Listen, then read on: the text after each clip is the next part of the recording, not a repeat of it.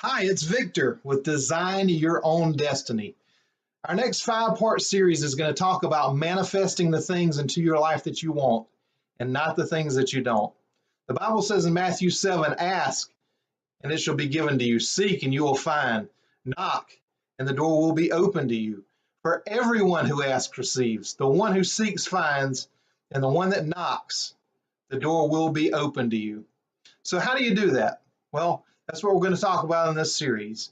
It's interesting. There are a couple of definitions for manifestation, and they seem to be paradoxes of each other. But the first definition is a symptom or a sign of an ailment. So what's the ailment?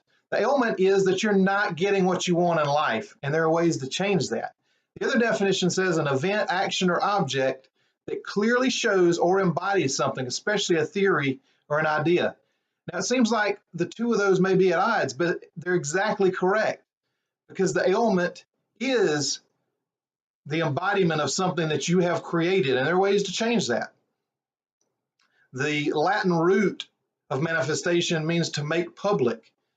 And so basically, you're making public something that starts here, and it's going to manifest into your life. And we're going to show you how to do that. So sit back, relax, and enjoy this series about manifesting into your life the things that you want. Be blessed.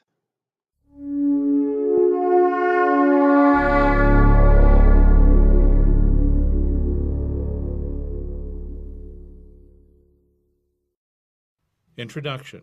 Non-physical world, you're making your thoughts start as smoke, and then they take on more and more form. You keep layering your intentions until they successfully emerge into your physical environment. To add more intention and power to my written list, I would start with a very special piece of paper, not just copy paper, but stationery purchased for just this occasion. Then I would go out of my way to find a writing instrument and an envelope in another room. I wouldn't use materials nearby. Each time I went out of my way to manufacture this list, the intention was reaffirmed and increased. I would date the paper and then make my list. Once it was made, I stamped the envelope and I mailed it to myself. Since this represented an opportunity to add another layer to my intentions, I would drive out of my way and post it in a mailbox far from my house. Every physical action increases the power of the thought. Once my list came back to me in the mail, I would place it over the counter and burn a candle over it or put it under my pillow at night. I was adding physical effort and emotion with all these small rites. All of these acts would increase the power of my thought layer upon layer, day after day. Months later, I would open my envelope and see how I was doing. I was getting results. Most of the hopeful intentions I wrote down came true. Most items would be common to anyone's list, but in some cases, I was targeting more unique concepts, and they were appearing in my life. There's something to this manifesting. The vision board. Sometimes my vision boards are singularly tasked. At one point, I owned 2 homes, and it was putting me in a big financial bind. When I put one of the houses on the market, I created a vision board covered with photos of the home. I placed my house for sale vision board in my closet so I would see it every morning when I dressed and in the evening before bed. If I was around during the day, I often displayed it in whatever room I occupied. The housing market was terrible. The recent recession was in full swing, and few, if any, houses in the neighborhood were selling. I tried another tactic by writing on my board, "This house will sell for a profit." A few more months went by, and this vision board was beginning to smell like a flop. A part of me was feeling desperate, but I knew I had to stay on a positive track. In a practical and creative moment, I tossed out the word profit and replaced it with "at any price I'm happy with." That did the trick. Within a few weeks, I had a clean, firm offer that I was very happy to accept. I had one of the few sales during that period at a reasonable price. I was very, very grateful. Later in this guide, we're going to take these concepts of manifesting even further. I began to notice numerous books and videos on manifesting techniques. It had become a very popular topic. Personally, I was doing pretty well with my efforts. Occasionally there were quick results. Some results took many months, and others didn't seem to happen at all. The bottom line was that the people I knew who were really working with manifesting on a steady basis were happy with their progress. They were asking, praying, listing, vision boarding, you name it. People were taking action and getting more results than they had previously. I was struck by all of their before stories of lack and need. Even more, I was surprised by the large number of people reluctant to ask, to request things for themselves. So many kind people would pray to directly help others, but they wouldn't do the same for themselves. These considerate individuals would rarely make requests on their own behalf. Fortunately, as the idea of manifesting grew in the public mind, more people began to give it a try. People were proactively creating. Instead of waiting for something to come their way or sitting back and hoping for the best, many were now using everything at their disposal to create positive change. They wanted better careers, travel opportunities, good relationships, financial security, and more. More people understood they could have more fulfillment and comfort in their lives. Of those who wanted change and were intrigued by the list and vision board information, only a fraction of them stayed with it. In a large number of cases, I noticed that many were tripping over some of the concept requirements. Many had the impression they weren't doing something right or that they were not adept at what was asked of them. Often the entire manifesting idea wasn't really that appealing or believable. For others, they felt that they weren't consistent or were lacking some intangible something to be successful. Then I came across an idea that changed everything. It was genius.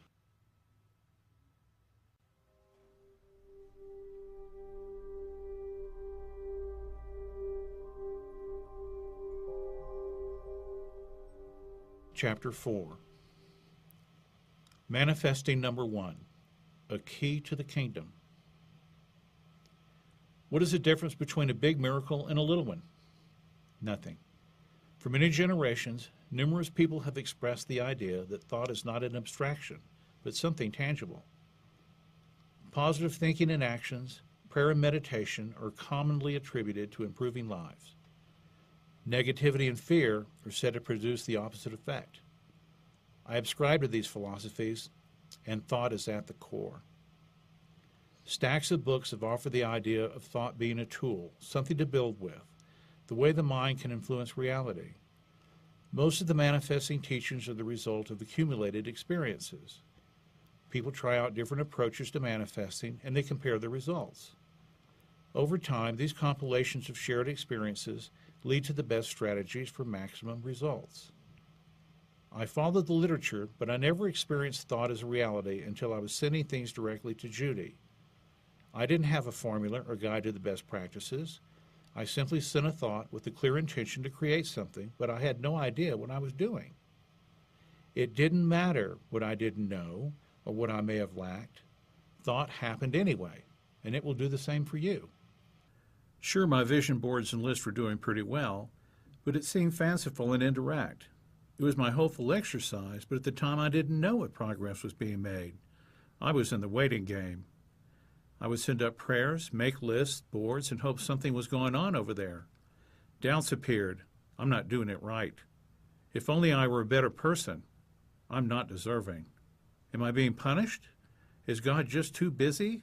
Does God exist? God? I had doubts like everyone else. I had experienced thought not as a concept, but as something real and repeatable. If I sent something in thought to Judy, she got it every time. But incredibly, I still didn't link my direct experiences with Judy to what was occurring with my lists or vision boards. At the heart of this experience, I knew that thought is real. It's just as effective as pushing an elevator button. The elevator starts to move towards you. Sometimes it comes quickly. Sometimes it has to move a longer distance to eventually reach you. No matter. It's coming towards you because you pushed the button. Thought as a natural law. Put your hand in front of a light source. It will make a shadow every time because it's fundamental to the way that light works. Put your hand over a burning match, and you'll quickly feel the heat. It is fundamental to the way heat works. Look at your tabletop. Everything is resting on the table. Nothing is floating away. Because of what? Gravity. Heat, light, and gravity operate according to real natural laws, and thought is real as well. Thought creates, and that is fundamental to the way thought works. When you're dealing with the fundamental laws of nature, it doesn't matter if you understand how these laws work. The laws don't care if you understand the physics. Gravity, light, thought, and other natural laws do not differentiate between a terrible person and a saint. It doesn't matter what you believe or comprehend about these laws, they just work anyway. The fundamental laws of nature do not judge. Thought is real. Use it. A hammer is real. You can drive nails with it. A car is real. You can drive places with it. Thoughts are real, and they create things in unlimited ways. When you are manifesting, you are in essence making a mold. With this shape, you fashion something incredible, something powerful. By using ceremony, concentration, or repetition, you begin to fill the mold, making your thoughts manifest. Add the emotional power of love or fear, and the mold begins to fill with the equivalent of quick-set concrete. You can create the things you love or what you fear. What do you want to create for yourself? What can you do with unlimited thought? Here's an example, and forgive me in advance for making it a little harsh, but it's a powerful and memorable statement. One September morning in 1939, Adolf Hitler woke up and declared, "I'm going to invade Poland today." He did, and 100,000 angels did not stop his army at the Polish border. It was allowed. The invasion was a great tragedy for the world, but it was allowed. This is the wild, wild west here in the physical world. Anything can be made possible if you can think it. Good things and horrible things. Look around your house. Everything that is non-organic in your home was a thought before it was made physical. Take a paperclip, a button, a sheet of paper. Then consider the thousands of man-hours that brought that object into being. A paperclip was mined as ore from the earth, smelted and then formed, packaged, distributed, advertised, and offered for sale to you. The paperclip and all the other things in your home began first as a thought. Thoughts can manifest objects or concepts. A few months back, William and I were having a lunch in an idyllic country club setting. It was a perfect day with picturesque houses, manicured lawns, and small puffy clouds in a blue sky. We were talking about manifesting and how thought appears on the other side. We were discussing how things form up from smoke first and then congeal into a recognizable object. In the non-physical realm, cars and other objects form up to eventually look like the item the thinker intended. What about concepts like joy or success? I asked. William pointed to the perfectly formed clouds in the sky and said, "They look like those small clouds." The concept you create begins as a wisp, and then it becomes a very well-defined cloud. When you view something like that cloud over there, you understand what that cloud represents. You can see how the concept is evolving by how well the cloud is defined. Again, what can you do with unlimited thought? Better still, what's the most effective way to use this amazing tool? So let's think. Thought can do anything. Thought can do anything, but what? What is the best way to use it?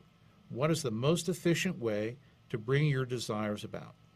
What you'll read next is one of the keys to the kingdom. Buy your ticket. We can all imagine something that we want to happen. When you plan a vacation, you have expectations. You imagine the beach chair, the view, or the marvelous walks. We can imagine pleasant things or conceive negative outcomes. Either way, your thoughts will begin to make that smoke on the other side. Stay with it, and your thought begins to take form. Make that Daffy Duck if you like, but let's do something really, really big just for you. Here's a concept that's been expressed in different ways and at different times for years. But this valuable concept is usually not mentioned or stressed enough. It is pure genius, and now it is yours. Close your eyes and imagine that you are in your future. Thought will do anything, including creating your future. By imagining that you are in your future, you are efficiently using thought in a very powerful way.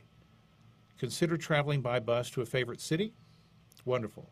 But don't buy a bus ticket and imagine sitting on the bus with endless stops before you get there.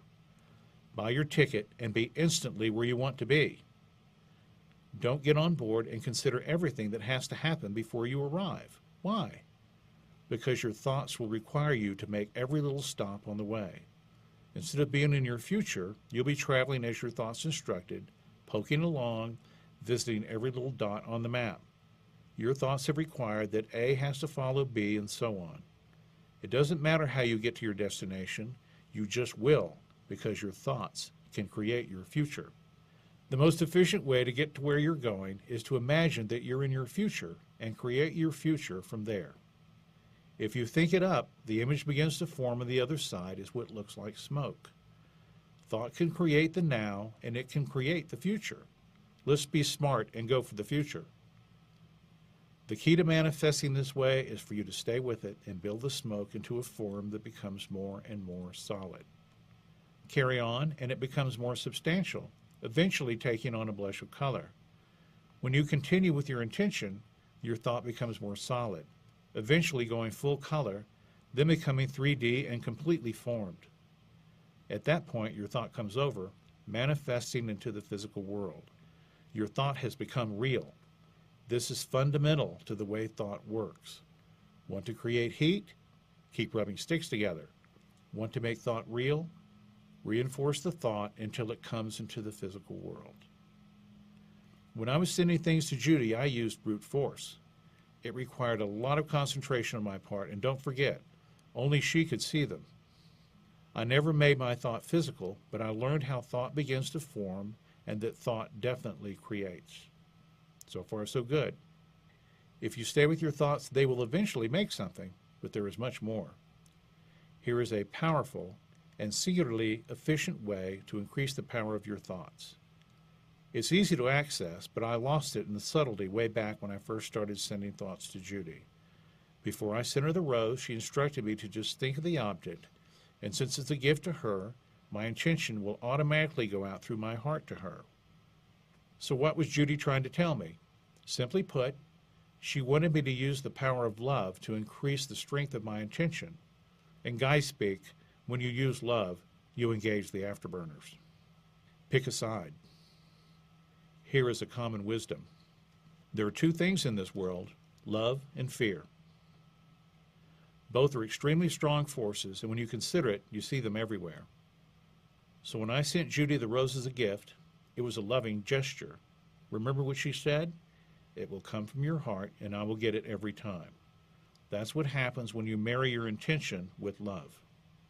We're surrounded in a field of unfocused energy, love and fear, positive and negative. There are times in our lives when our love is focused. When we fall in love or have children, it's quite clear we're loving in a very intense way.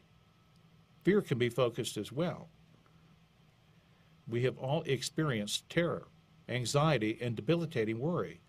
This is fear-focused. It's your option to pick a side, love or fear. What do you want to create for yourself? With the techniques offered here, you can learn to use the positive force to shape your life and diminish the effects of fear and its negative influence. Let's put it all together and create a template for using thought in the most powerful and streamlined way. First, I'd like you to finish the two-part statement below. You will imagine that you're in your future, and you will specify what you see. Then you'll express how grateful you are. Your gratefulness is an expression of love. Here's the statement. I'm in my future, and in my future. Then allow yourself to feel and say, I am so very grateful. This exercise is what I call the movie.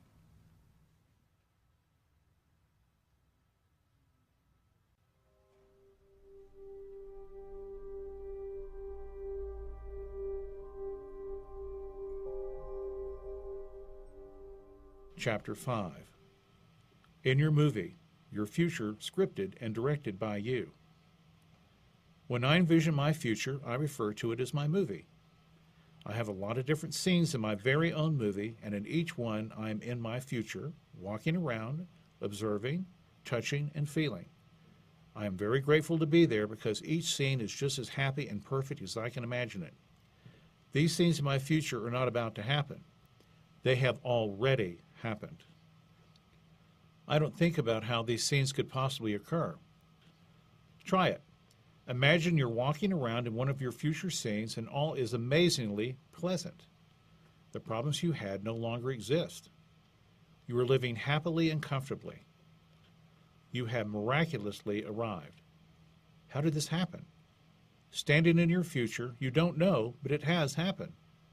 Don't consider how everything came about because it will limit your creation. Get the ticket to your destination and forget all the stops. Just be there. Remember, it doesn't matter how you got there. You're simply grateful to have arrived. You're creating your future only, not the myriad details that made it possible. If you're smart, you will leave the details alone. You are empowered to create your present or your future. It is allowed. Use what you were freely given and create the best life you can imagine in a future of your own making. Go forth, wash, rinse, and repeat. It's your choice. When you go to a restaurant, you have to give the waiter your order. When you're shopping, you pick up the things you came in for or those items that catch your eye. In general, you don't count on the waiter to bring your favorite dish or the store clerk to know what you need at home. Eating out and shopping involve making relatively small decisions. When it comes to the big one, your own life, it's very important to know what you require. If you don't know, the default result is that you will do what someone else thinks you should be doing, or end up with something that someone else thinks you should want. That someone else will make assumptions about what is important to you. They may impose limits that are not helpful. You may end up in the job your dad wants you to have, or you may marry the woman your mom thinks is best for you. Out of respect for all those moms and dads, they are absolutely correct in some of those areas at times, just saying. You are in a sea of other people's intentions. There are a lot of well-meaning people around you with ideas about what's best for you, and far greater numbers surround you with their own intentions. It's up to you to decide and envision where your path will take you. Let's proof it out with this example. Imagine you're going to a museum downtown. You're driving down the interstate at 60 miles an hour. You have at least one hand on the wheel, and you're pointing yourself to the museum's address. At times the traffic slows down, and you may even encounter a detour, but you are continuously driving to the museum. No matter what comes on the radio or what the billboards say, you will continue on your destination. You know where you are going. All is well. The traffic is flowing fine and you're making good time. There are 20 cars in view around you, all in the flow and each going to a different place. Now take your hands off the wheel. What happens next? Chaos. It will be like bumper cars and you'll find yourself knocked right off the road. You have surrendered the responsibility of where you're going, and instantly you are without direction, swarmed by the intentions of others. It's as if you don't care, won't pay attention, or you just relinquish your final outcome to others. It's very unlikely you're going to reach your destination this way. Your next ride may be in an ambulance. Being aimless on the highway is not good practice. Even though you can't see them, your intentions are very powerful. They're leading you on that path to your destination. There are countless stories of very successful and happy people who share a common wisdom. By whatever methods, they're using their actions, intentions, wishes, prayers, etc. to make good things happen. These people know where they're going. Perhaps you should too. I certainly don't have a final ultimate method for bringing desired things into your life. Many have told me, and I've witnessed in my own life, that this method of going into your movie is amazingly simple and effective. Special skills, abilities, or large amount of times are not a requirement. Creating your future. Remember those questions I asked in the introduction? What would you like to have in your life? How would you script your life if you had the chance? What are your wishes? Do you long for better? Now take some time to answer those questions. With your answers in mind, you can begin producing your own movie. Be still and imagine that you are in your future. This future is not currently unfolding or about to happen. You are in your future, and this future has been in place for some time. Touch it, walk around in it, view it. You can imagine in high detail, or you might opt not to visualize much at all. Regardless, it is your perfect scenario. When you are in your lovely future, say what you were grateful for, or in words to that effect. Remember that your thought is strong, and that by adding gratefulness or love, you are greatly magnifying your creation. Create your best possible scenario. A bit later in this chapter, I'll give you some possible suggestions. You may have a scene for your career, your home, your finances, a relationship, etc. Include as much or as little detail as you would like. Remember to express gratitude for what you see, hear, and feel in your movie. Involve all the senses if you wish. Being in your movie once a day will be more than enough. You may find some days flow better than others, but don't judge yourself or the experience. You are definitely creating good things for your thoughts and heart steadily every day. If I were to recommend that you do your movie 3 times a day, you might think that replaying it 10 times a day is better. But we can't stay inside all day waiting for the future to happen. Once a day will do just fine. I don't want to make running your movie once a day a hard and fast rule. After all, we're trying to make layers of intention, but don't get out of control. Occasionally I'll have a moment and I'll imagine I'm in my future at that very instant. For example, I might be driving and imagining that I'm going to my perfect home at that moment. It feels pretty good, and I'll say I'm very grateful. I could be working. I would say that I'm in my future right now, and in this future my perfect car is parked outside. I'm so grateful the car is not a financial burden, and my perfect partner helped me pick it out. Enjoy creating all the scenes in your movie and spending brief amounts of time in each one. Your success is up to your imagination and heart. When that dream comes true, you will likely share it with someone. I received many happy calls that begin something like this. You're not going to believe what just happened. The callers are very excited. Me too. I drop everything, sit down and listen. When they start to describe their story, the pure joy makes us both silly. We start shrieking at each other like teenage girls. No way! That's impossible! Shut up! That can't happen! How amazing to share news like that. Manifesting works, and it gives us all hope for the future. Bottom line, do your movie every day with all of your future scenes in it. And this way your future will have a nice flow, and all of your scenes will easily travel from scene to scene. Don't get distracted by trying to plug in bits and pieces of your future throughout the day. Set aside that one time to be completely in your future, then open your eyes and get back into your regular day. Don't neglect your day job, and be assured that you are moving towards the future you're creating. Next, don't get in the way of your beautiful creation. Helpful hints. What is necessary? When I was learning to manifest, I didn't have any skill set or theory. I wasn't limited by a checklist. I was told that manifesting was possible, so I went for it. I had all the finesse of a child, but I got results. A lot of alternate methods were certainly available. Teachers offered many paths such as prayer, positive thinking, meditation, and more.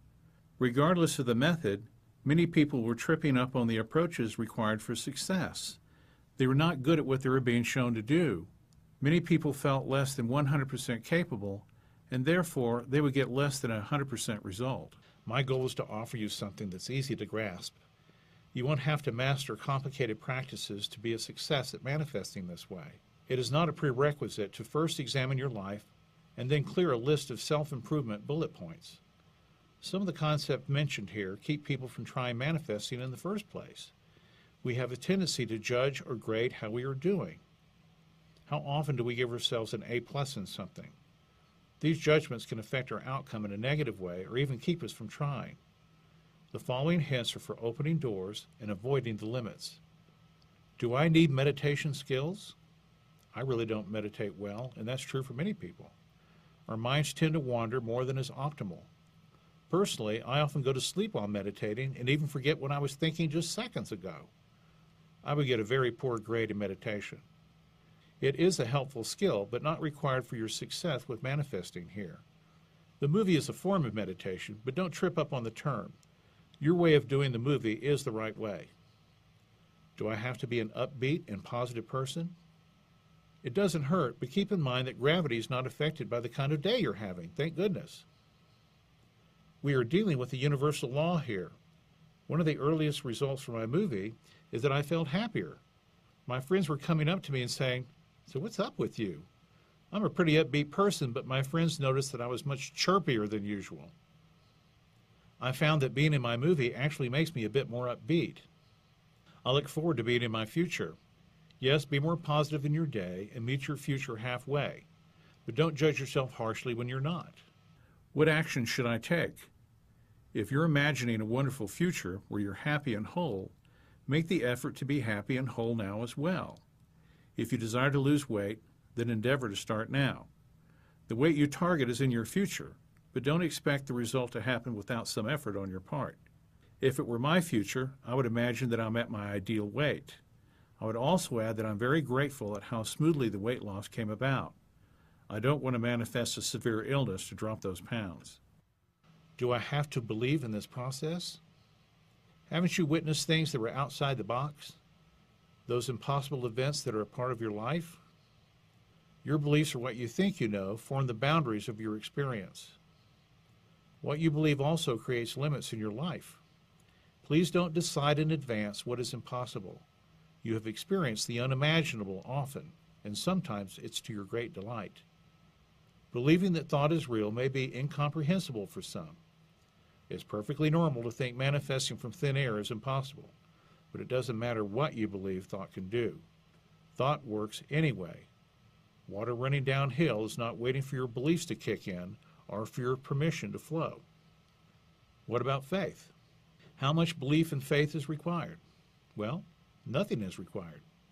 Here's the operative phrase again. It doesn't matter if you get it or have a certain level of faith. Your thoughts in your future will naturally form as you observe them.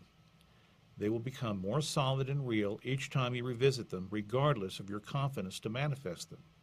If you sort of think this works for you, or have some degree of faith about the process, then it will be helpful to the process. They are positive thoughts, but faith is not essential. What if I'm religious or not religious, a believer of something, or completely skeptical? Does that make a difference? I'm a believer in the power of prayer, and I believe in God. That's just me. I do pray, and I also get into my movie every day. That makes me a doubly careful person, a belt and suspenders type. We all hold a lot of beliefs to be true. We have a pretty good perception of our surroundings and how they all hold together. We're comfortable in the framework we subscribe to. All of us are continually exposed to new ideas and doctrines, rejecting some and keeping those that are agreeable to us. It's impossible to empirically prove all these concepts as true, but we keep what is plausible or proven to be correct. Our beliefs are thoughts, and so our beliefs create. Your view can construct unlimited possibilities or severe limits in your life. Note that you will be less successful in manifesting something that is directly opposed to your beliefs. One thought is working against the other. If you are highly opposed to the processes described in this book, then your chances of success are reduced. Perhaps you're a skeptic but open to convincing results. Good. You might want to simply give it a try and observe the results. After all, what have you got to lose? Give yourself the opening to say, this is something I really know nothing about. Think of manifesting here as a new novel recommended by a friend. She liked the book so much she wouldn't spoil it by revealing any part of the narrative. Your friend is hoping you will enjoy the story as much as she did. She was thrilled by the experience of something unexpected and rewarding, so she chose to share it with you. Hold up a glass of water and let it go. Unless you're in orbit, the glass will drop to the floor every time. Gravity is the law, and so is thought. Thought is unlimited. It's not restrained by anyone's beliefs, religion, or skepticism. I'm not worthy. This sneaky phrase has stopped 1,000 beginnings and aided countless failures. It has been used as an excuse to never try or ask for more.